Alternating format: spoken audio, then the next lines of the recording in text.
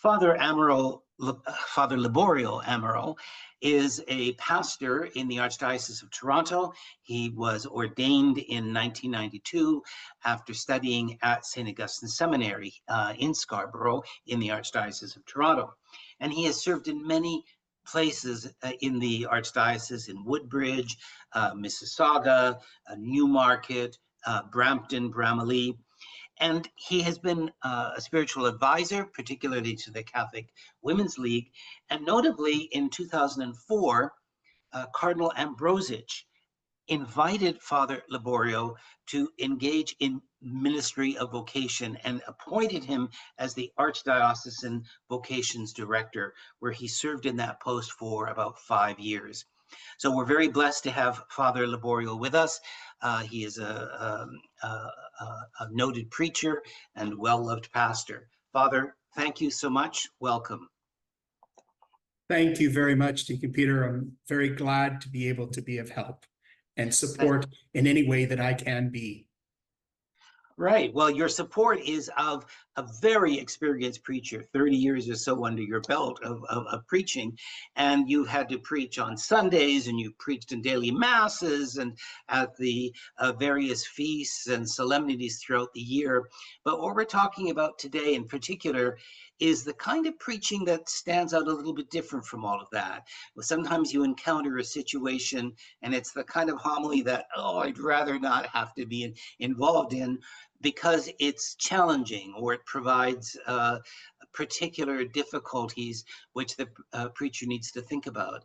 So, Father, could you tell us about one particular occasion that you found challenging? What was the situation? What was the context?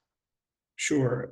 As you mentioned, I've been now ordained over 33 years, and I've done hundreds of funerals and engaged in situations where they've been joyful because someone has been has passed away and very old, and it's a joyful time, and then sad moments. Even my very first funeral was of a 21-year-old. But if I'm reflecting on a case where it was very challenging, it was one that was very personal. And maybe that might also help, because we also come with, as preachers, we come with who we are. So mine was a personal one. I have two sisters, one older and one younger. And then when we came to Canada, my mother and father had a little baby boy, my youngest brother, who was 10 years younger than I. And so being 10 years younger, we weren't really so close, but then we started getting close as we matured. And for the last 15, 20 years, my brother's name is David, my brother and I became very close. We would travel together, we would be confidants. But about a year and 2 or 3 months ago, he had a difficulty with some issues at work.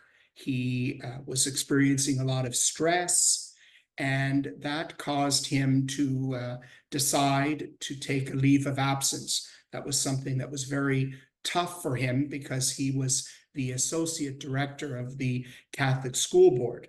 Now, I apologize for being very blunt, but I think it might be helpful here. So my brother felt like he was bringing down the family. Portuguese, we can all take our crosses and stuff. But yeah, and he told me that as I was going for my annual silent retreat in June of last year, and I've supported him. I said, that's great. We know that you have a very heavy job, and I know that it's very difficult. A lot of strain has come up on you. So we were glad he took it. But then difficulties arose. He had about 2 years before, he had a minor heart attack that he recovered and then went right back to work. He's a single man. And so on July the 13th of last year, after being with him the night before, we would often connect and watch a a series on Netflix. It came to pass where the night before I noticed he was not well. His health wasn't well, and for a few days. And I told him, look, I can take you to the walk-in. Oh no, we'll see how tomorrow goes. We'll see how tomorrow goes. Now, my brother was always constantly on in regards to his phone and everything like that. So the next day, I tried to connect with him by phone and by calling, and nothing. And so I knew something was up. I thought maybe he might have taken himself to the hospital as he did 2 years prior, but nothing. And so after about 2 hours, I decided that we needed to connect with him. And so I went to his house. Again, he's a single man, no family, no wife, no kids. And my sister came along with me. She had a key to enter into the home. And as we entered the home, we suspected that it wasn't going to be good, and indeed it was not. We found him in the kitchen where he was there. He had passed away, a major heart attack that had incurred. And so at that moment, my life changed, my family life changed. And on that day, on the 13th, I had to share with my mother, who was still surviving, with the sad news, and then others. And on that day, I had to also celebrate an evening mass at the parish on a Saturday. It was a Saturday. And then had to tell my sister, who was coming back from a cruise with her family, the sad news about her brother as well. And then on Sunday, I had to celebrate all of the 3 masses in the parish. Although I could have found someone, it was just too late. So I just, in a sense, sucked it up. And so I was taking all of that in. And so we had to prepare for the funeral. And I knew that, of course, I was going to be the celebrant and preacher. So I would say that that was probably the toughest of the challenging situations that I have encountered, where I now had to preach to a congregation that was made up of my mother, my family, myself, his colleagues from work, and all of that. So that's the situation of the challenging case that I can think of that most touched me and was probably the most difficult. Oh, it's very powerful. So the challenge here has to do with a difficult situation, which is very personal. It's very connected to the preacher. And in the midst of all of that, you're having to function as a pastor to other people. You're having to preach on gospels or readings which might be joyful, which might be encouraging, while at the same time while you're dealing with grief, and you're having to be the middle person, right? You're doing all of the connections with your relatives, and also thinking ahead about, well, it looks like I'm going to be the celebrant at the funeral, right? Which is an interesting word for a funeral, to be a celebrant at the funeral, and that you are going to be the preacher at your own brother's funeral. And it's not, I mean, we all have relatives, but this is a relative who's particularly close to you, who you knew very well, and so on. So that is tricky. And I've certainly heard of pastors who have preached at their funeral of their parents. I preached at the funeral of my mother and of my father, and so on. And it's a very different situation, even if you know somebody in the parish very well, when it's so close to home. So could you tell me what you thought were the things that you needed to be aware of or sensitive to, or that were the particular challenges, not of the situation, because we understand that, but of what you would actually say in that pulpit? What were the things that were running through your mind? I need to think about this and work out how I'm going to handle this one. Yeah, that's a very good question. Uh, I think for all of us as preachers, you want to be able to have an idea of how much you can share.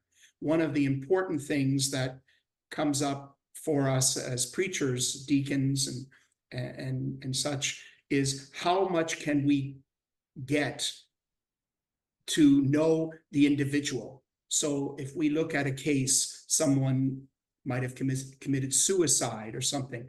So you might get that information from the immediate family, but the immediate family might also say, but we don't want that known. We don't want that to be stressed. So in my case, I knew my brother's situation totally. And with my sisters, I also had to still ask, not permission, but ask them their thoughts about how much we shared, because that's the way I approached it. I needed to find out how I would begin my homily, my preaching, in the context of how much I share with the people there.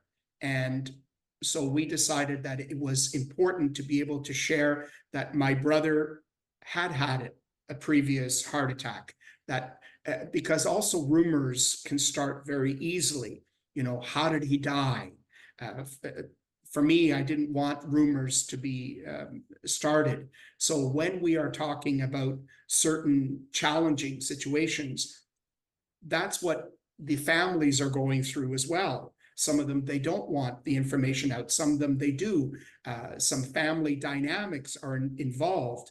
And so as a preacher, as much information as you can take in would help in terms of how you preach, and how it's so critical, how it's so important to be able to some way connect with the immediate family so that you can get a picture and also ask them how much you can share and reveal in that homily.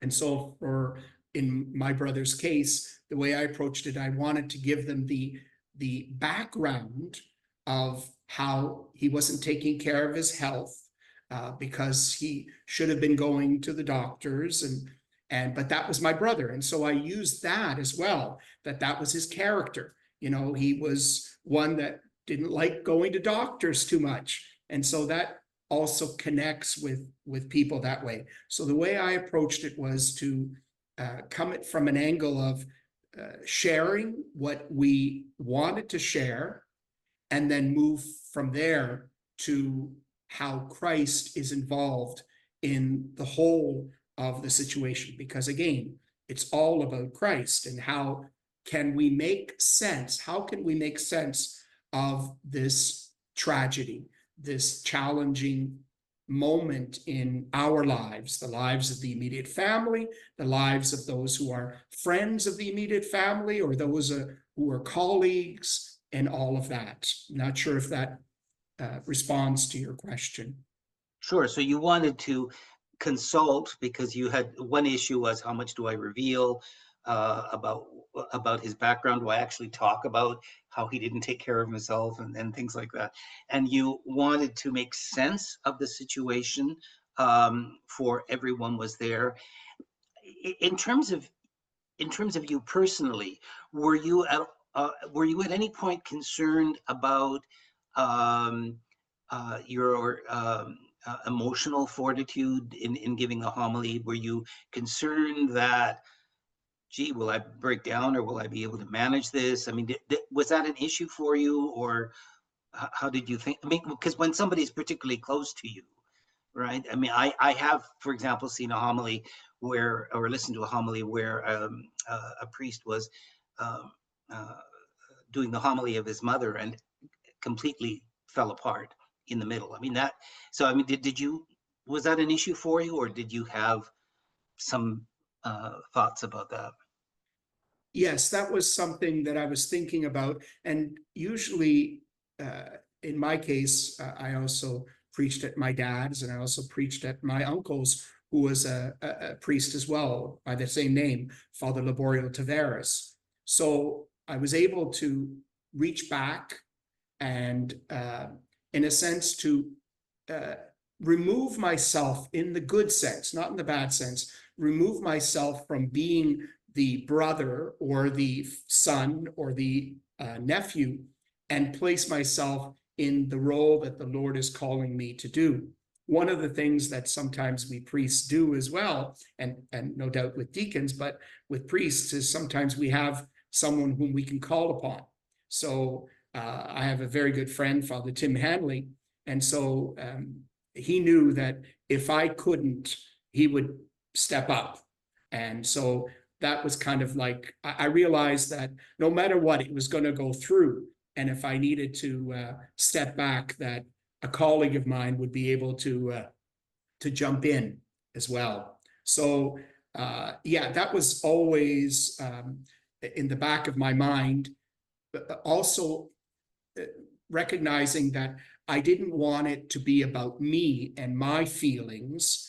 That's very important. I think in any challenging situations we're in, when we are preachers, it's not about us or about our past experiences, because then it can be about us. We can have someone who died of a heart attack, and then I could go on now and say, well, you know, my brother also had a heart attack and I found him and I had to deal with this. All of a sudden the family can rightly say, it's not about you, Father, in your situation. So there can be a temptation to use it as a healing moment for ourselves, but it shouldn't be then.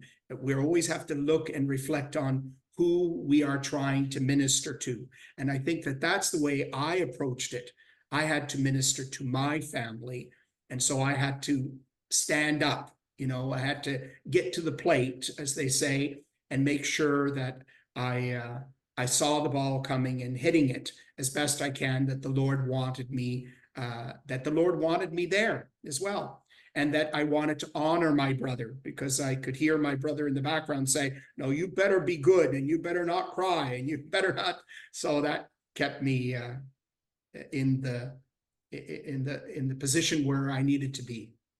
So one of your strategies is you had a backup just in case anything went wrong. Somebody who could, which is a very interesting strategy, particularly for an emotional situation. And at the same time, talking about emotional, one of the things you wanted to be concerned about was that the homily was not taken up by your own reaction to the death and the funeral. And so it was all about, look how sad Father is, look how much Father is grieving, right? It wasn't to be about your personal grief, although that was a given. Okay, so Father, what in the end did you do? How did you structure the homily? How did you approach it? What kind of moves did you have in the homily? What was in it? Well, I know that for me, that day, again, my brother passed away on the 13th. And so I already started thinking about what I was going to say and talking with my sisters. And what happened after the 13th was about 2 or 3 days later, if you recall, some of you might recall, about a year, well, it's about a year ago now, there was a huge rainstorm, and it caused, at least in the Brampton area, a lot of flooding. And one of the floodings that happened was at my mother and father's house, our family dwelling, our family house. There was water came in through the basement. And so this probably is on Tuesday, when all of my family is preparing for the funeral of my brother, and we get a call saying, there's water downstairs, it's about 2 feet deep, what do we do?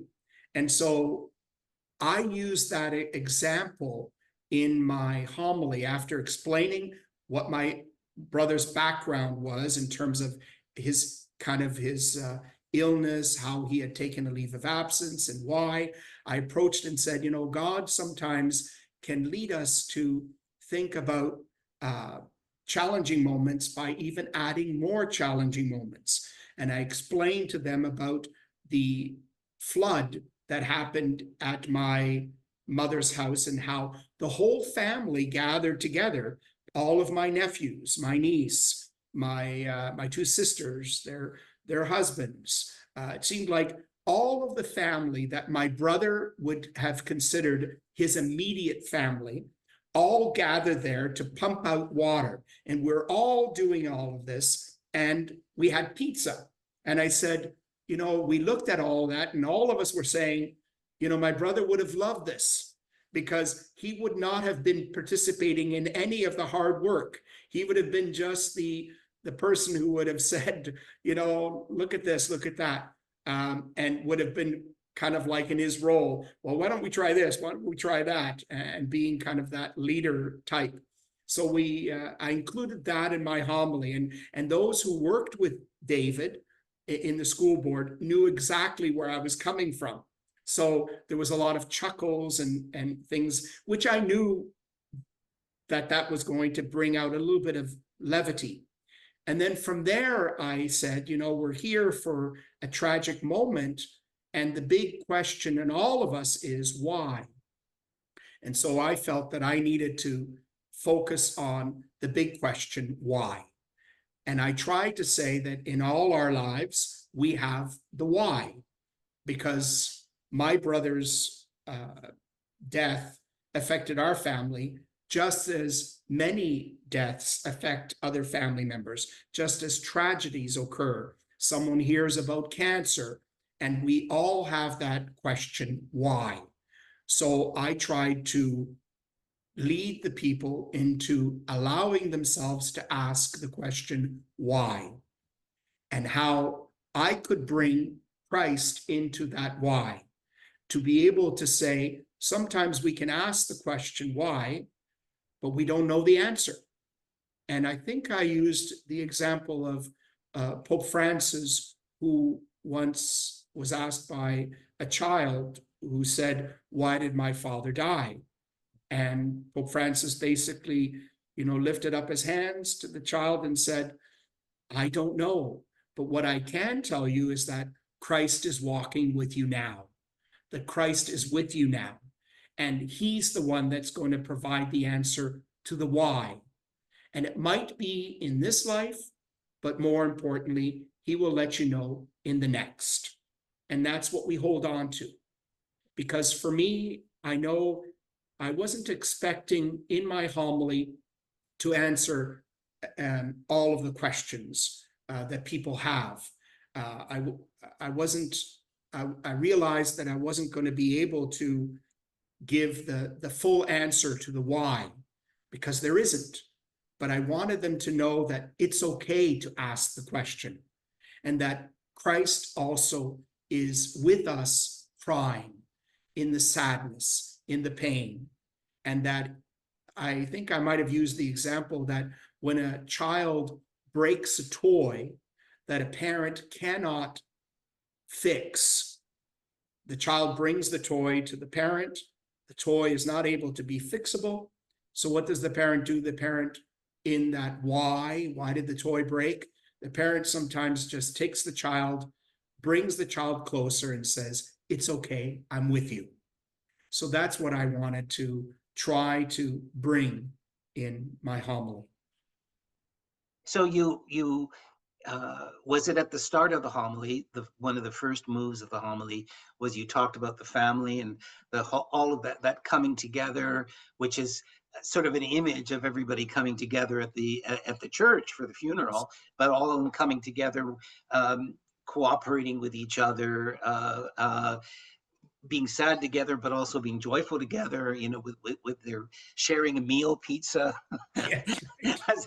as they would do at the as they'll share a meal at the church. And then then you did speak about your brother. You spoke about that he didn't take care of himself, or something like that, a little bit about that, right? And then I'm Yes. hearing that you then moved into speaking about the question of the why. It's okay to ask that question. And and from there you moved into a focus on Jesus, be Jesus with us, and so on. Was that pretty well the structure of the homily? Was there anything else in it? Yes, that was the structure of the homily. It was first talking about his health wise and how it led to his death. my sisters and I thought that it was important for them to have an idea of what happened, because that's a big thing, is that they weren't with us. What happened? And so for me to give them that context was important, and people appreciated that. So there wasn't any, and so I could do that because it was personal. You can't often do that with other family members. So you have to find a different way of maybe adding that or beginning with that. And then I led to the explanation of, challenging moments and with the flood. And then from there, moved on to the question why, and bringing in of course, the scriptures. I can't recall the scriptures. The reality too is I think that as preachers, we can't expect that people are going to be remembering our homilies. I think if they are touched by the homily, we've done our job. I think sometimes we want to be able to have them, know exactly what we said, these brilliant words. And as preachers, we have to remember it's the Lord that works in our words that we use. It's the Lord that touches the hearts of people. And sometimes they tell you that they were appreciative of what we said in such words that they might mention. And then you realize, I never said those words. And yet it was the Holy Spirit that was touching them where they needed. Because as preachers, I knew in that context with my brother, the church was full. I knew that people were having their own challenges. Some of them were hearing me, some of them were not. Some of them were thinking about, well, when will this funeral be over so that I can get back to my regular life? That's the normal context of the situations we see in ourselves in, either at a funeral home, which is now becoming more and more the norm, and as deacons, that's kind of where deacons now, in a sense, are seen as ministering in, especially in wakes, visitations. Those moments are very key as well. So, yes, I'm digressing, but so I took it in that regards, knowing the context of the people that were there. Again, I was blessed because I had a full understanding of who the congregation were, and especially the immediate family and what they needed. Yeah. Right. So the church has been very insistent that we, in our preaching at a funeral, that we don't turn the homily into a eulogy. But what you were doing, you spoke about your brother, you gave details, but that was for context, for avoiding to stopping any rumors, for and connecting it into family, which then going to lead into your basic questions of the why. So you've mentioned that the church was full. You mentioned that there were people there from the family, but also from his school, and I suppose friends as well, and that different people have their different things going on in their head. Some wanting, when do I get back to normal, and others with their question why. So in the end, how did the homily, how would you assess the effectiveness of that homily from your own perspective, or if you got any feedback from anyone? Yeah, I did get feedback, and it was positive from the number of priests who were there. Some priests, they were saying, thank you. Now I know that I can do a funeral like you did. Almost as if they got the strength to be able to know that when a family member situation in their own lives come, that they can also find the strength. But I did have his immediate friends and family members who, again, were happy to have been there. I think what I heard most was the in the sadness, there still existed a joy of the resurrection, a joy of the of the faith that we hold on to. And of course, that extended to, most importantly, the celebration of the Eucharist, of why we were there, to be able to encounter ourselves as the body of Christ. So, yes, there was a a good response that I heard from people. And again, my hope was not that I was going to, well, I think part of my hope was that I was going to be able to honor my brother, and that I knew my brother wanted it to be about Christ, because he was one who went to church every Sunday. Actually, he belonged to St. John Fisher Parish. That's the parish that I moved to at the beginning of July. And so I saw my brother at the back. He was the head usher at the 5:30 Mass on Saturday. And his was the very first funeral I did in this parish of St. John Fisher. So I knew the context that, again, that he would want it to be about Christ. So I did receive positive feedback, and it allowed me to, again, praise God that he had used me as his instrument, which is what ultimately we should be doing.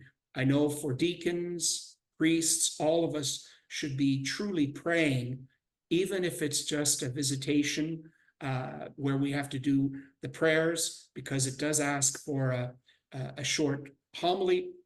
We should be praying beforehand, because like our words can have an effect for the positive, also our words can have an effect for the negative.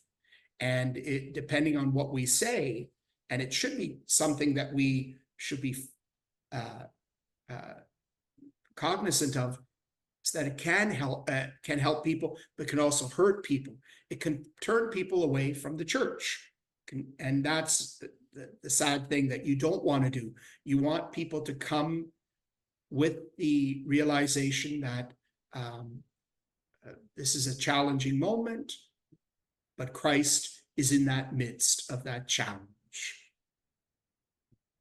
Many things that you've said today are really enlightening. I've learned quite a few things. I mean, one of them is that you have are encouraging the preacher in such situations to be really astute as to what's going around. That, in other words, to use what's happening in the day or two before, like the flood, to use that very well.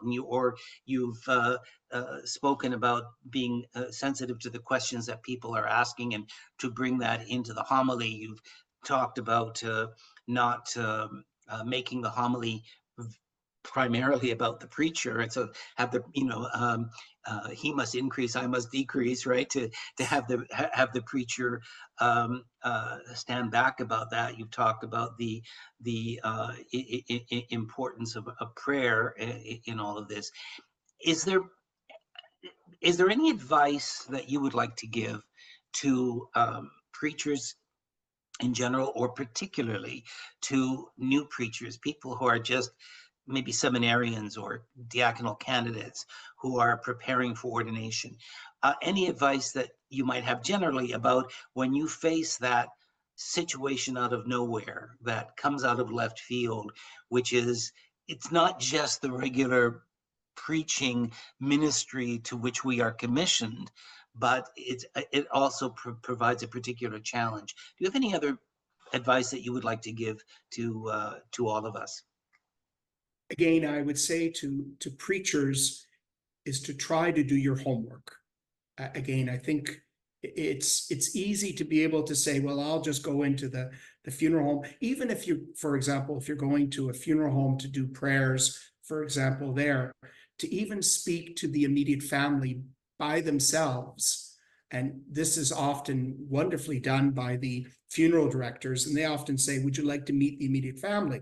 That's a perfect opportunity where you can just speak to them privately, and they can provide a room, and you can get the context so that you know where the landmines are and where the joyful moments are. Because one thing that they can tell about you about the person who maybe had cancer or something, is that, throughout their illness or in their tragic moments, they had this or they had that, or if they were very faith filled, or you can bring that in, or if they were not, you can still bring that in, and being able to say, although we may not be walking with the Lord every day, the Lord still walks with us, to be able to bring some context. So I would advise people to do that. I recall, sadly, this was a sad part of my life.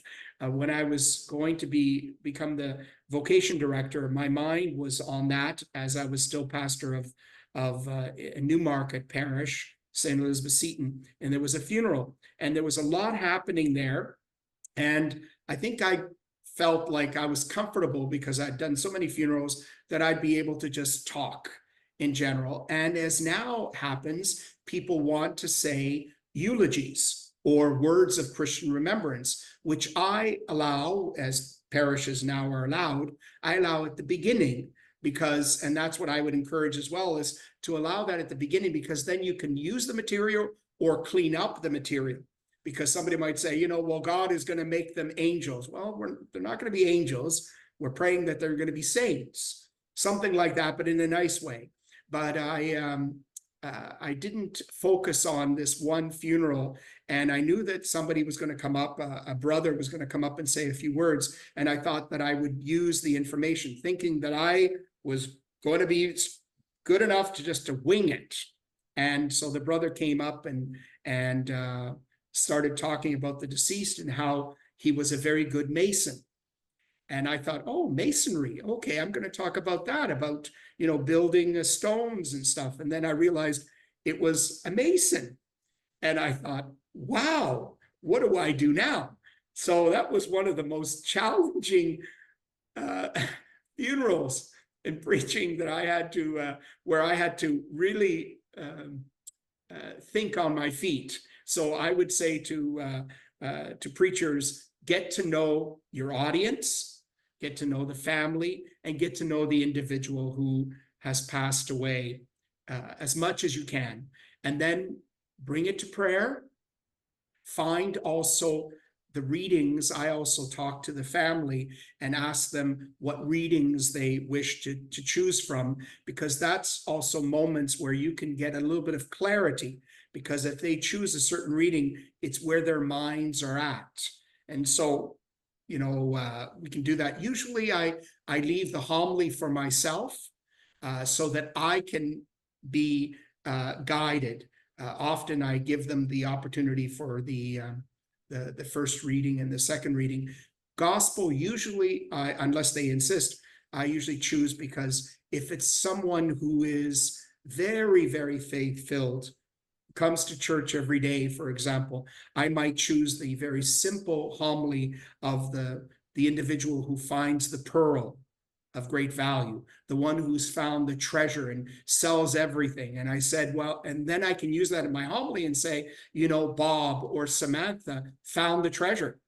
And aren't we so happy that they found that treasure? They gave it all up, and now they're with the treasure.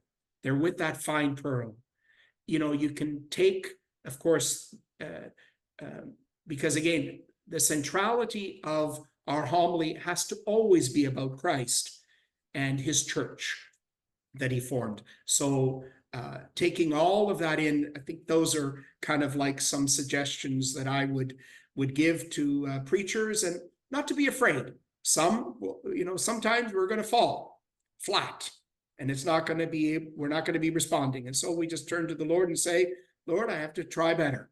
It's not the Lord who falls flat, it's us. So we just try our best as his ministers. That's powerful advice, Father. Just one last question, just to clarify something that you said.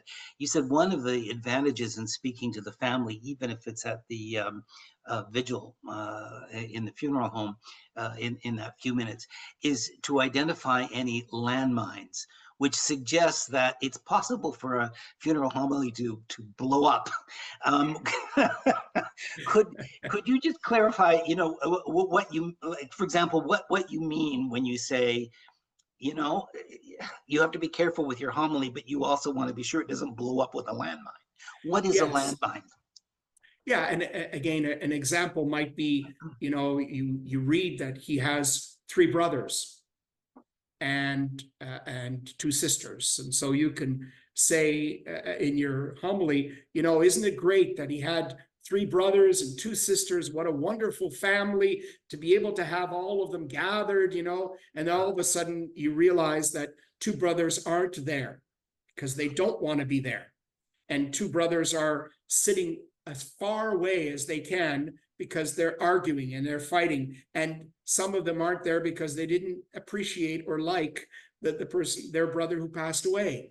Those are kind of landmines where you can fall into the trap of or even saying Bob, Samantha was so close to the Lord, and people are saying, well, he wasn't. He hasn't been in a church in 30 years. And so you can easily, and people can easily read into that and say, this is just stock material. And the preacher doesn't really know the family or the deceased. We can't know them, of course, as much as I knew my brother. We can't expect that, but at least so that we don't fall into the simple traps of, thinking that he was extremely faithful when he wasn't, that the family is all united when it's not. Those are what I mean about the landmines. That's advice from a very experienced preacher, Father. And there's the great good that we can do, but there's also the great damage that we can do if we're not careful. Thank you, Father, for your time. This has been absolutely marvelous. Thank you. Thank you for allowing me to share a little bit of my experience over 33 years. Hopefully, God will give me many more years where you and I will be able to chat and revisit this in about 40 years from now. We will still be looking young and handsome as we are right now. That is optimism. God bless, Father.